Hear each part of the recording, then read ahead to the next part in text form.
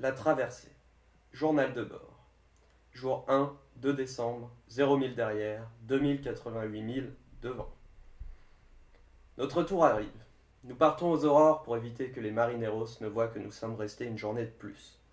Chargés de notre régime de bananes de 50 kilos, nous prenons la mer avec 25 nœuds. Nous filons à 9 nœuds entre les îles. Arrivés au bout de Sant'Antao, île la plus à l'ouest de l'archipel, plus de vent. Nous sommes obligés de remettre les moteurs pour ne pas nous écraser sur les rochers. Le vent revient. Je suis à la barre. J'ai du mal à abattre. Le pilote ne fait pas mieux. Au loin derrière, nous voyons les moutons arriver. Le vent nous atteint avec violence. 20 nœuds, 25, 30, la houle augmente. Toujours à la barre, mais sous autopilote, je l'observe me dire calmement avant de s'arrêter. Démerde-toi. J'ai un problème de capteur. Plus de réponse de la barre. Je la laisse au capitaine, qui me dit de plier les voiles. Je fais suivre son message à l'intérieur en criant. On affale la grand-voile, on plie le génois. L'équipage au complet sort et s'exécute. Nous rejoignons un mouillage en dirigeant le bateau avec les gaz des moteurs.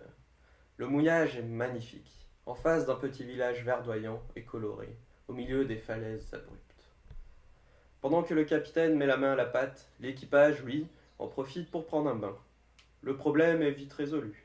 Le support de transmission tribord s'est défait, entraînant avec lui le capteur de position de l'autopilote.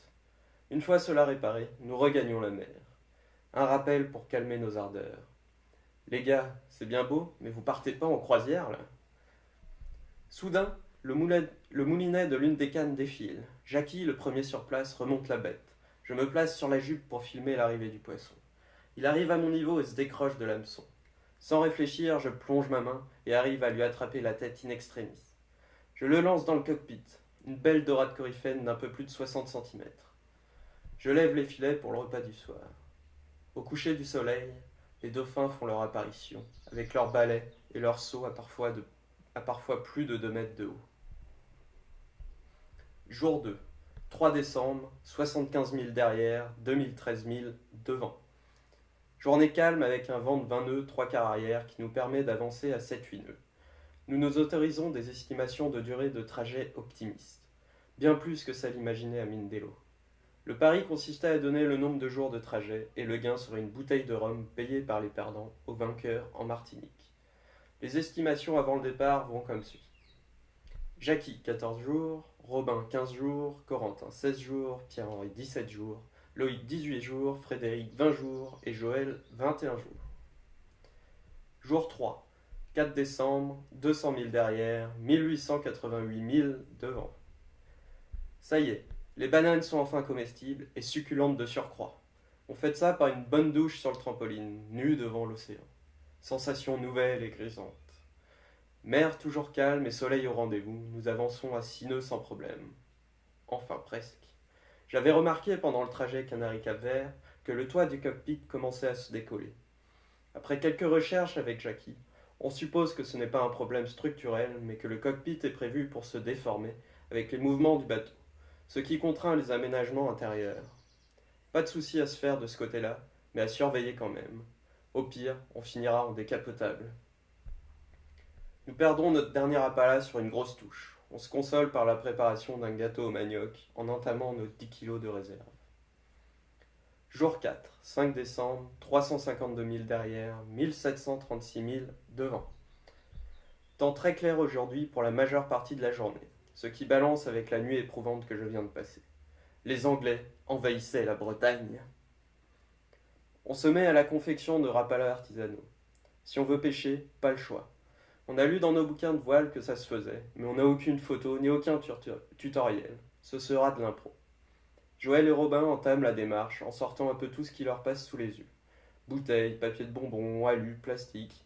Les premiers exemplaires sortent de l'usine et sont directement mis en bout de ligne. Plus qu'à attendre. Jour 5, 6 décembre, 486 000 derrière, 1602 000 devant. Toute la nuit, l'allure était plus que modeste. 3-4 nœuds sur une mer complètement plate. Une nuit bien reposante donc. Je prends mon quart à 5h30 après celui de Coco. Même condition très tranquille.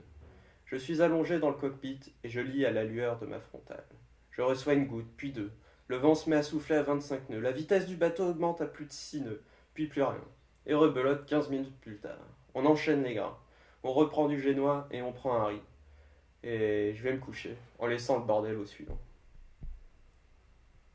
Au matin, nous atteignons notre corps de poissons volants piégés dans le tropoline. 6. Ces petits poissons séchés par le sel et le soleil font peine à voir. La mer agitée et la nuit ont souvent raison de ces petits êtres aux trajectoires incertaines.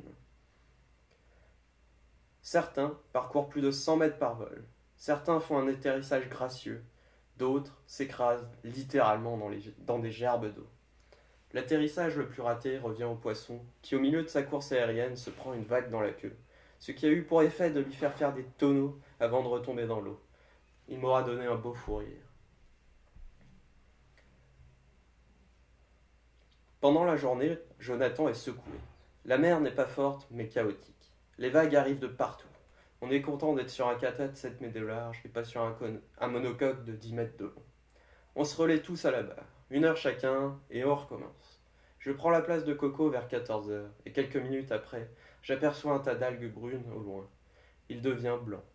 Puis une giclée en sort. Je crie « Cachalot !» sous le cul de l'émotion, trop content de voir des bestiaux pareils. L'équipage sort du bateau et regarde les 3 mastodontes, sûrement un couple et un jeune. Ils nous croisent à une trentaine de mètres. Impossible de les voir en entier pour estimer la taille. Tant pis, on profite des quelques secondes que dure le spectacle et tout le monde retourne à ses occupations. Tous, sauf le capitaine, à qui je raconte l'histoire d'un livre que je suis en train de lire. Au milieu de l'Atlantique, un voilier a percuté un bébé cachalot. Les parents, croyant probablement à l'attaque d'un orque, ont donné un coup dans le bateau, éventrant ce dernier d'une fissure laissant entrer quelques 100 litres d'eau par minute dans l'habitacle. Le bateau a été secouru et une pompe de cale mise en place pour évacuer l'eau. Mais j'ai peut-être inquiété un peu notre capitaine. D'humeur joyeuse après cette rencontre, je me mets à la confection de chouquettes à la crème pâtissière. Une réussite, tout le monde est conquis. Jour 6, 7 décembre, 625 000 derrière, 1463 000 devant. Toute voile dehors, nous avançons à 6 nœuds. Ce n'est pas la grande vitesse, mais au moins c'est calme. Certaines bananes commencent déjà à moisir. Elles ne feront pas concurrence à celles de la Martinique. La météo prévoit une pétole qui est censée nous arriver par derrière. On ne sait pas encore si on va pouvoir la distancer ou non. Si elle nous rattrape, c'est 2 ou 3 jours quasi sur place. Mais ce sera aussi sûrement l'occasion de sauter dans le grand bain. Le très grand bain. Les avis sont partagés sur ce point. De mon côté, je suis sûr de vouloir plonger. Faire trempette avec 3000 mètres d'eau sous soi, ça ne se fait pas tous les jours. Bon, des requins peuvent être attirés par l'apparition soudaine d'une perturbation de la tranquillité de la surface océanique. Mais sur quelques minutes, ça devrait le faire. Changement de quart. Je passe avec Joël sur celui de 1 heure à 4 heures. Un peu trop tranquille, nous avançons à 3 nœuds par un vent entre 5 et 10 nœuds. Pétole, es-tu là ? Le quart de nuit apporte son lot de réflexion. Je me mets à penser à notre pactage. Je n'ai pas envie de me trimballer la même charge qu'en Europe. C'est trop compliqué dans les villes et trop encombrant pour les marches. Le PC nous a servi, mais pas tant que ça. De plus, le trimballer le met au risque d'un vol, et pire, nous fait craindre l'appréhension d'un vol, qui ne nous permettrait pas d'aller où on veut, quand on veut. Je m'interroge aussi sur l'utilité de la tente. Elle est lourde et prend de la place, mais reste quand même un bon moyen de passer la nuit abritée. Jour 7, 8 décembre, 736 000 derrière, 1352 000 devant. Clairement pas notre meilleure journée. 4 nœuds de vitesse de pointe, je la passe quasiment entièrement à lire sur le trampoline, puis dans le cockpit, puis dans le carré, puis dans une des chambres. C'est dur de se trouver un coin frais. Trop de soleil en extérieur, trop chaud en intérieur. Nous entamons le nouveau jambon, remplaçant de l'ancien, acheté sur Lanzarote. Nous lui avons fait des adieux cérémonieux avant qu'il ne laisse sa place sur le présentoir. Nous zigzagons entre les grains, ou peut-être que c'est eux qui nous évitent, tant et si bien que nous ne serons pas mouillés. Nous profitons aussi du temps calme pour mesurer la consommation des moteurs au point mort, état dans lequel nous pouvons recharger les batteries en consommant un minimum. Le résultat est concluant. 0,8 litres par heure, une petite consommation donc, qui devrait largement nous permettre d'avoir de l'électricité jusqu'en Martinique. Nous avons aussi une petite consommation de rhum arrangé, de kéfir, préparation à base de jus de fruits fermentés élaboré par le capitaine, et de bière. Important pour le moral des troupes, tout en restant raisonnable pour être toujours conscient de nos actes. Et il faut aussi que la cargaison dure jusqu'à la destination. Jour 8, 9 décembre, 816 000 derrière, 1272 000 devant. Matin, pas mieux que la veille. Calme plat, puis le vent se lève au milieu de la journée et on commence enfin à frôler les 7 nœuds. Au cours d'une manœuvre pour prendre un riz, Fred s'écrie: "Y a plus de barre!" Moment de panique générale. On est absolument au milieu de l'Atlantique et plus moyen de se diriger. Non, en fait le pilote a fait un reset inopiné, laissant une barre molle le temps de la remise en route. L'entente dans l'équipage est plutôt bonne. Quelques tensions étaient apparues à Mindelo, mais depuis le grand départ, tout va bien, et c'est tant mieux. Des échanges plus ou moins insistants ont lieu de temps en temps. Intérêt de l'égalité ou de l'équité à bord, choix d'écart, utilité de la grande distribution, disparition des économes, des petites cuillères et des filtres à café, obligation de pisser assis, utilisation des batteries, de la surface de voile à déployer, etc. Jour 9, 10 décembre, 932 000 derrière, 1156 000 devant. Aujourd'hui, jour d'anniversaire pour Loïc qui a 28 ans. Apéro bière, apéro kéfir, apéro rhum, apéro sangria. Bien séparés quand même, on veut garder les idées claires. Un anniv au milieu de l'Atlantique, ce n'est pas donné à tout le monde. Il nous reste quelques bananes dont Joël se sert pour inventer une recette. 2 heures plus tard, il nous ramène une crêpe épaisse et des biscuits à la banane. Et c'est très bon. Par contre, on a oublié de mettre une bougie à Loïc. On se rattrapera le soir avec un peu moins d'imagination pour le gâteau. Une gaufre industrielle. L'allure depuis le matin est soutenue à 6 nœuds. Ça fait du bien. Vers 18 h à la nuit tombée, je m'installe dans une des cabines pour regarder un film. Film un peu lent qui m'endort progressivement. Heureusement, la mer est là. Une vague scélérate submerge le pont du Cata et s'engouffre par le hublot de la cabine restée ouvert. Des seaux d'eau me trempent, moi et les matelas. Plus tard, je me rends compte d'une erreur. Je voulais me baigner au milieu du trajet, ce qui correspond à aujourd'hui ou demain. Mais la mer ne le permet pas, et cela pour les 3-4 jours à venir. J'aurais dû le faire pendant le calme des derniers jours. Là, on risque de se baigner près des côtes, et ça ne me plaît pas. Pendant mon quart, nous passons la moitié de la distance du trajet, 1044 000. Enfin, nous sommes plus près de la Martinique que du Cap-Vert. Jour 10, 11 décembre, 1072 000 derrière, 1016 000 devant. D'après la météo, le vent devrait être constant et relativement fort jusqu'à la Martinique, ce qui compromet fortement mes idées de baignade. Mais bon, les prévisions météo n'ont jamais été très correctes jusque-là. Avec un peu de chance, une accalmie se présentera. En tout cas, j'y crois. Fred a pris la place de boulanger et il nous prépare notre pain quotidien. Lors de son quart de 7 heures. Pain fourré au chocolat pour le matin et pain frais pour la journée. Un luxe à 2500 km de la première boulangerie. Dans l'après-midi, j'aperçois un grand cétacé dans le creux d'une feuille, puis il disparaît. Je garde mon poste d'observation car il m'a semblé qu'il allait dans la même direction que nous. Choix judicieux, car 10 minutes après, il réapparaît au niveau de la coque tribord. Une belle bête de 6 mètres de long. Il se faufile sous le bateau pour réapparaître en surface à la coque bâbord avant de disparaître définitivement. Journée 11, 12 décembre, 1202 000 derrière, 886 000 devant. Journée la plus calme jusqu'ici. On avance bon train dans le sens des vagues qui nous offrent un surf régulier. Cette nuit, changement de quart. Je passe au premier quart avec Loïc. Parlons un peu du temps. Déjà, le temps mesuré. C'est le bordel. On enchaîne les changements d'heure sans les rendre effectifs. Résultat, nous avons en permanence plusieurs heures de décalage avec l'heure locale. Le capitaine, très attaché à l'heure française, a du mal à en décrocher et se rapporte tout le temps à cette dernière. On a l'impression de revenir au temps du passage de francs à l'euro. Au cours de la traversée, l'heure Jonathan a été introduite pour faciliter les échanges. À chaque fois que nous parlons d'heure, il fallait donc annoncer par exemple 14 heures, heure Jonathan, 12 heures, heure locale, 17 heures, heure française. L'heure Jonathan ayant pour but de faire quitter progressivement l'heure française pour rattraper l'heure locale en mouvement. Ensuite, le temps ressenti. Les journées passent très vite, même si l'activité à bord n'est, pour ainsi dire, pas débordante. C'est un effet assez étrange dont on est conscient mais qui reste incompréhensible. Est-ce l'effet d'une certaine routine de bord, du paysage monotone, de l'air marin, de la liberté ? Bon, on ne sait pas.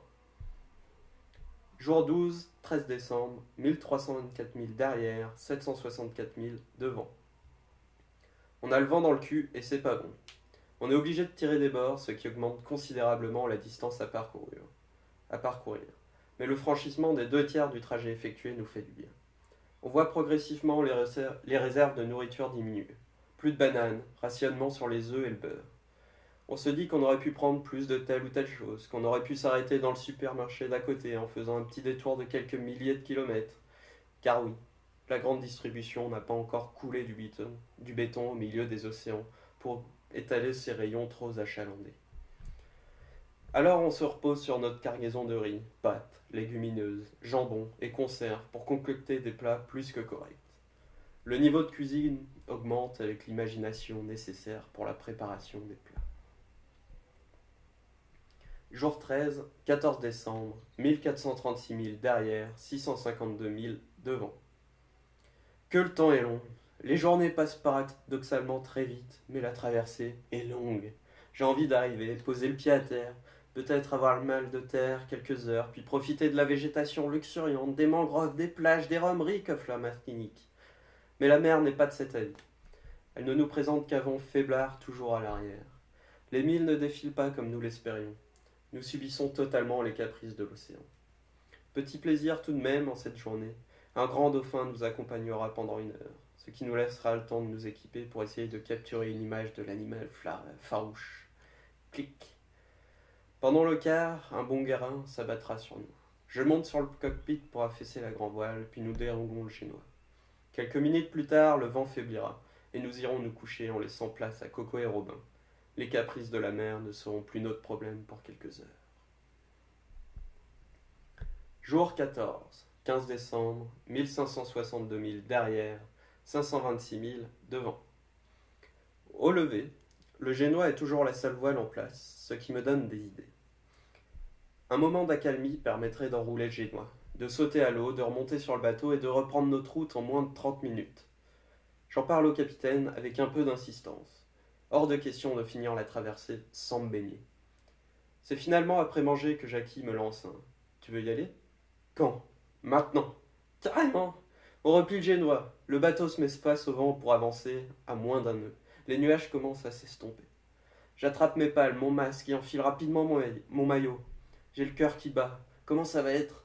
Loïc et Coco se préparent aussi. J'arrive au niveau de la jupe et je plonge mes pieds dans l'eau. Elle est chaude à plus de 27 degrés. Je n'ai aucune idée du fond qu'il y a. Je n'ai pas eu le temps de regarder. Une vague un peu plus forte m'atteint et me fait glisser directement dans l'eau. Tant pis, je n'ai pas eu le temps de regarder s'il y avait de requins.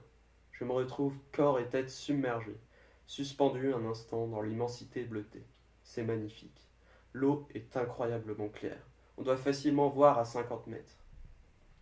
Les algues sargasses nous entourent, donnant un peu de consistance et de repère dans ce bol liquide. Quelque chose me chatouille le dos.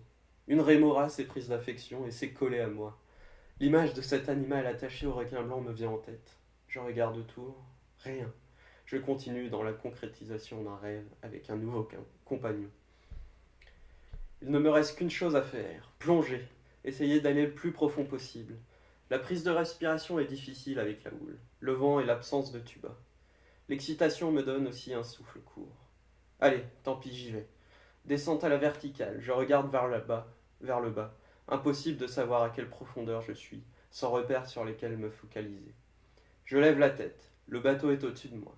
Je dois être à une quinzaine de mètres de profondeur. Autour, tout est bleu. Le temps s'arrête pendant quelques secondes. Ça y est, je l'ai fait. 2 plongées plus tard, et déjà, il faut sortir. On ne va pas brusquer le sort et risquer de recevoir la visite des requins. Pendant notre sortie, Joël, qui ne voulait pas se mouiller, a quand même laissé ses angoisses de côté pour aller faire quelques brasses à proximité du bateau. Ce sera sûrement la seule fois de ma vie que j'en aurai l'occasion.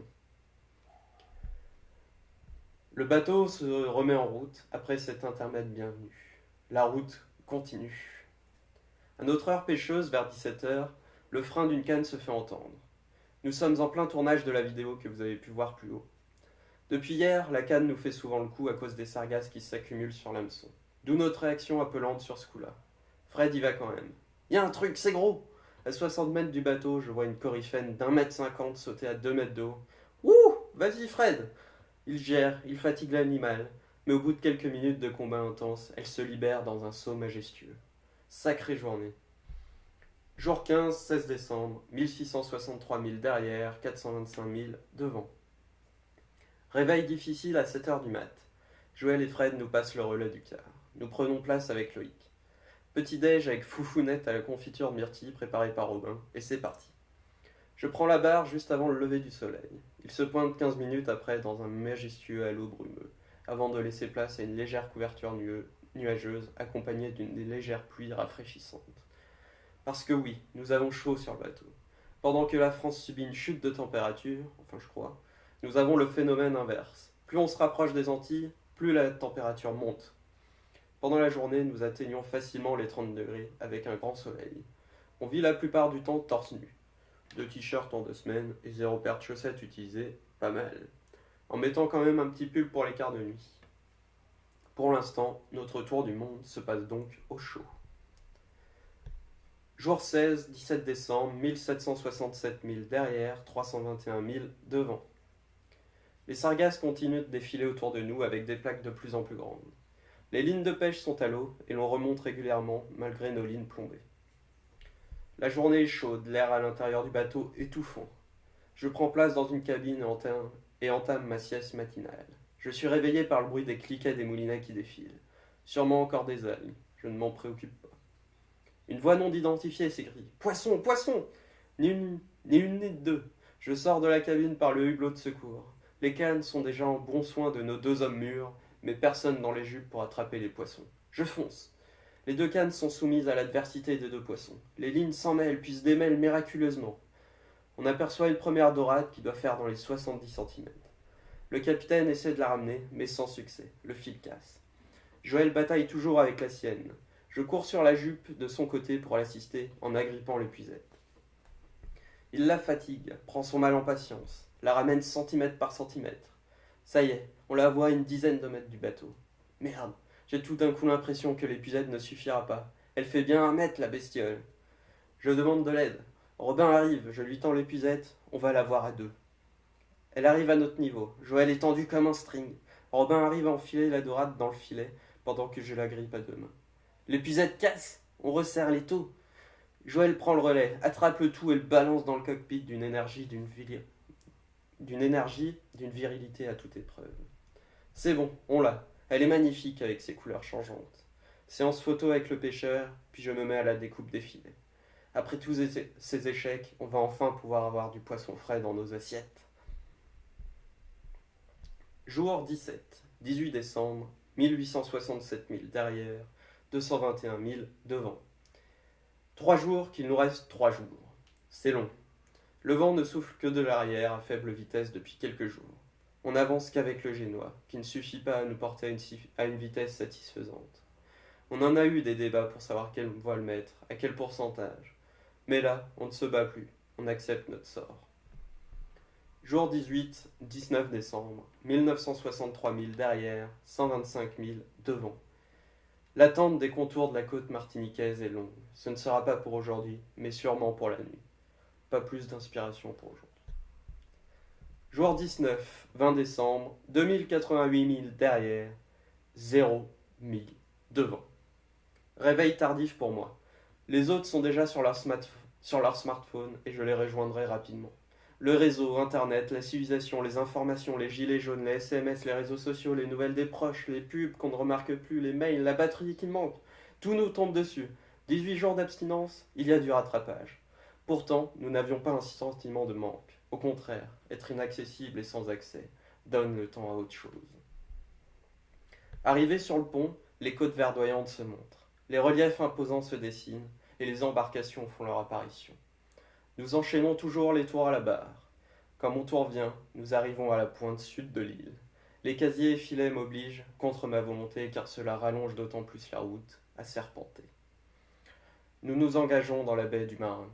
Des centaines de voiliers sont au mouillage. Nous nous immisçons parmi eux, à la recherche d'un carré d'eau disponible. On lâche l'ancre. On vérifie qu'elle tienne bien. On la sécurise. C'est fini. On y est. 19 jours.